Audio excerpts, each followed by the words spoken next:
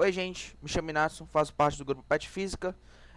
Venho hoje demonstrar uma demonstração de Física Matemática 1, que é uma propriedade bem conhecida, inclusive, que é a do rotacional de um dado campo vetorial. Sendo ele um campo vetorial qualquer, tridimensional, com seus componentes JK e JK.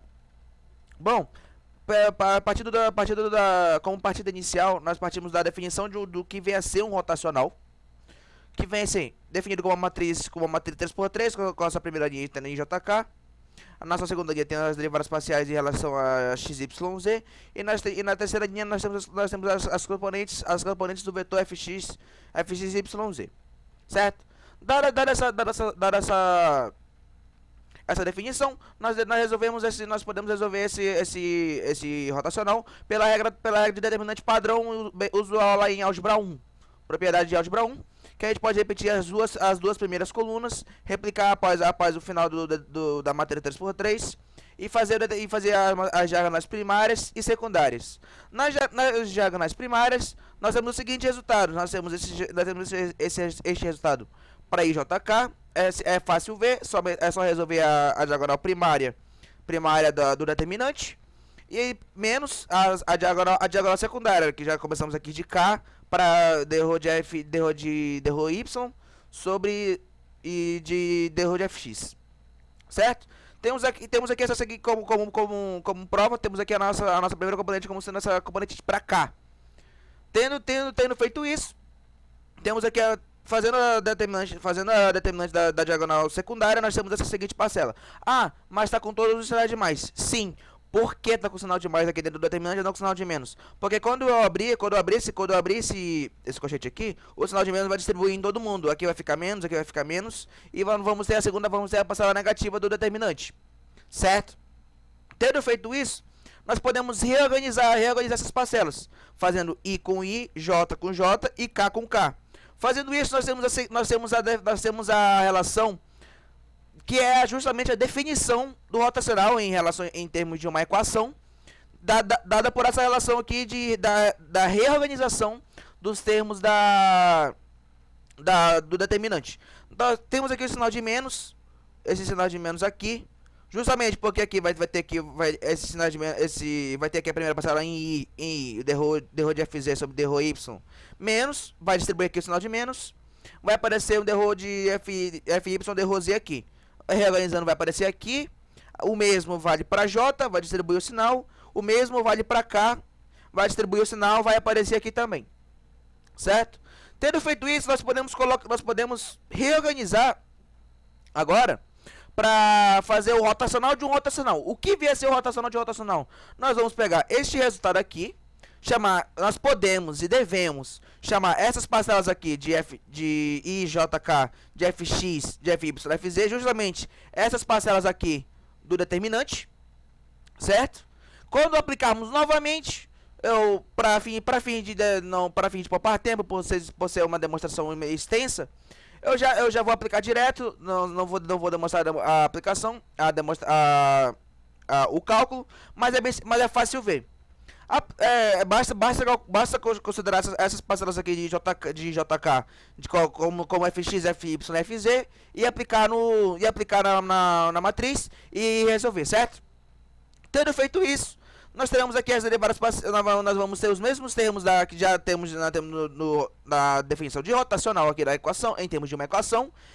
Na frente teremos as derivadas parciais. Por quê? Quando aplicarmos de novo aqui, como vamos aplicar essas parcelas de JK aqui como sendo fx, fy, fz, essas derivadas parciais irão multiplicar essas parcelas, com definição de uma determinante 3x3, certo? Tendo feito isso, nós teremos essa seguinte equação até aqui o final dessa chave, certo? Que distribuindo os termos, nós vamos ter agora essa parcela aqui até o final dessa chave. Como é fácil ver que eu somente distribuí todas as derivadas parciais em relação em cada um dos termos como uma distribuição usual ali de álgebra 1. Distribui aqui no primeiro, distribui aqui no segundo, distribui aqui no primeiro, distribui aqui no segundo e assim por diante, todas as parcelas, inclusive aqui dentro dessas chaves. Certo? Tendo feito isso novamente, nós percebemos que nós temos derivadas mistas. O que são essas derivadas mistas? Nós temos uma função, uma dada função, uma dada componente, sendo derivada em termos de duas variáveis.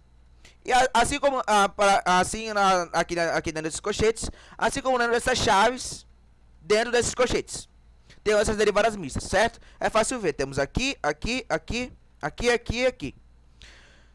E assim como nós temos as derivadas mistas, nós temos as derivadas de segunda ordem, que são justamente essas d rho y ao quadrado, d rho z ao quadrado, d rho x ao quadrado, d rho y ao quadrado, d rho z ao quadrado, d rho x ao quadrado.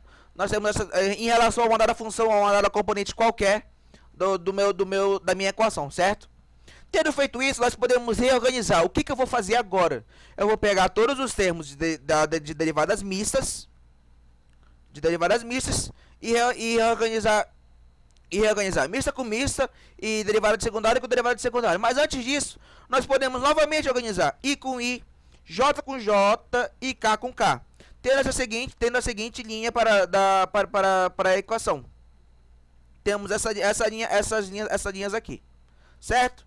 Só fiz reorganizar I com I, J com J, J com J e K com K. Lembrando que, novamente, como a gente aplicou de novo o rotacional, nós teremos esse sinal de menos aqui, que é justamente da diagonal secundária, e essa aqui vem a ser a parcela da diagonal secundária, claro, já aplicado as derivadas que estavam de forma explícita fora das equações, das diagonais secundárias, já dentro das parcelas, certo? Reorganizando, eu tenho essas parcelas aqui para I, J e K, e agora sim vem o passo que eu disse que eu faria. Eu pego os termos de as derivadas mistas junto em I, tudo isso aqui só para I, as derivadas de segunda ordem para I, as derivadas mistas para J, as derivadas de segunda ordem para J, as derivadas mistas para K e as derivadas de segunda ordem para K, certo? Não alterei em nada da equação, só fiz essa propriedade da soma, associei os termos ali da minha equação para termos uma certa organização dentro dessa equação.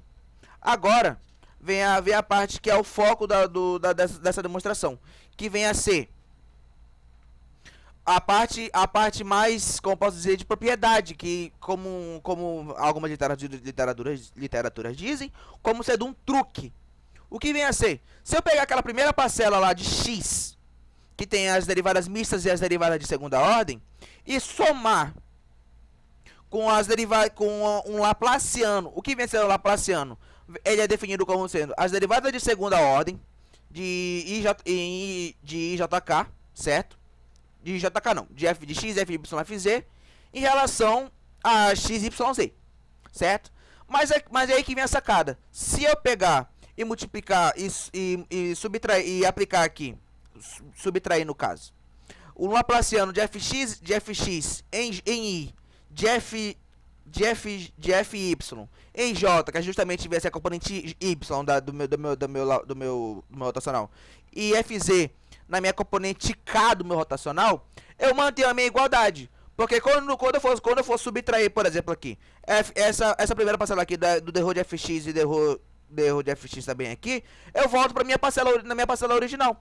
Eu mantenho a minha igualdade. Aí eu só tenho aqui as minhas duas parcelas de segunda, da derivada de segunda ordem e as derivadas mistas. Mas, poxa, eu não estou necessariamente aplicando um laplaciano aqui. Eu só estou completando eles. Porque, veja, nas parcelas anteriores, nós só tínhamos as derivadas de segunda ordem em relação às dadas duas coordenadas. Por exemplo, y, z. Agora eu só fiz implementar x, e quando eu implemento x, vem essa cara do laplaciano. Por isso que eu digo que eu apliquei o laplaciano. Isso vale para x, que no caso i, para j, para caso y, e z, para caso no k. Tendo feito isso, eu posso separar essas duas partes de i, como tá explícito aqui, eu posso separar essas duas partes aqui, como foi feito anteriormente. Como eu juntei duas partes para i, eu posso muito bem separá-las novamente, justamente por propriedade, certo? Quando eu faço isso, eu tenho aqui duas componentes para i, duas componentes para J, duas componentes para K. Tendo feito isso, eu vou ter essa seguinte parcela aqui para o meu rotacional de um rotacional. Terminando assim o meu cálculo para rotacional. Só que agora vem a parte que realmente importa, a parte que nós realmente queremos ver, a parte que queremos demonstrar. O que eu posso fazer? Repare que em I, aqui nessas parcelas aqui, eu tenho em IJK, eu tenho as derivadas de derivadas parciais em relação a x, de x, y, de x, y e z explícitas. Aqui, para x, para y, para z explícitas. Ó, aqui aparece x, x, x, y, y, y, z, z, z.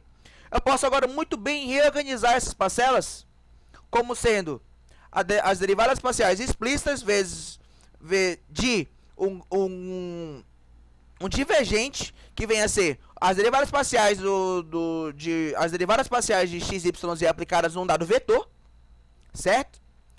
Aqui em essa parcela aqui é a parcela aqui que representa em I, essa parcela aqui é a parcela que representa J, essa parcela aqui representa K. Assim como eu posso representar toda essa parcela aqui de JK, que como eu separei em partes, colocando de forma explícita o laplaciano, que vem a ser justamente aquelas derivadas de segunda ordem, como eu defini anteriormente, como sendo a derivada de relação a x, y e z de segunda ordem, aplicado num dado vetor qualquer, certo?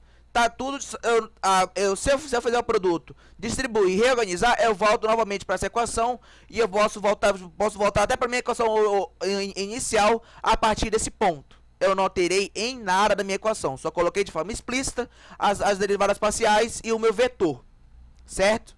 Agora, eu posso colocar novamente essas derivadas parciais como explícitas, fazendo aqui um produto interno, aqui, como conhecido o produto escalar, das derivadas parciais em relação às derivadas mistas. Que eu também volto novamente para essas derivadas aqui em cima, tendo as mistas e tendo todas as minhas derivadas que eu preciso, certo? Só que nesse caso aqui, o que que eu faço, o que que eu tenho, o que que eu obtenho quando eu coloco essas derivadas explícitas? Bom, aqui eu tenho o meu gradiente, como eu já disse anteriormente, que é definido como as derivadas parciais de primeira ordem de IJK, ele é um vetor. Tem um divergente de JK dado no vetor fx, fy, fz. Tem o laplaciano aqui embaixo de x, y, z e o meu vetor. Agora eu chego no final da minha demonstração. O que que eu tenho? Eu tenho um gradiente de um divergente de uma dada função vetorial qualquer menos o laplaciano de um dado vetor qualquer. Ah, se eu aplicar um escalar no vetor, eu tenho um vetor? Sim, mas isso prova que o meu laplaciano é um escalar e não um vetor, certo? Tendo então que o meu rotacional de um dado campo vetorial é igual ao gradiente, que é justamente essa primeira parcela aqui, de um divergente, que é essa parcela aqui, divergente de um vetor, menos o laplaciano. O laplaciano pode ser, nesse caso aqui em específico, ele está sendo visto como um vetor porque eu estou aplicando aí no vetor de um dado f qualquer, de um campo vetorial qualquer, certo? Terminando assim a demonstração de que vai ser um rotacional de um dado campo vetorial. Muito obrigado.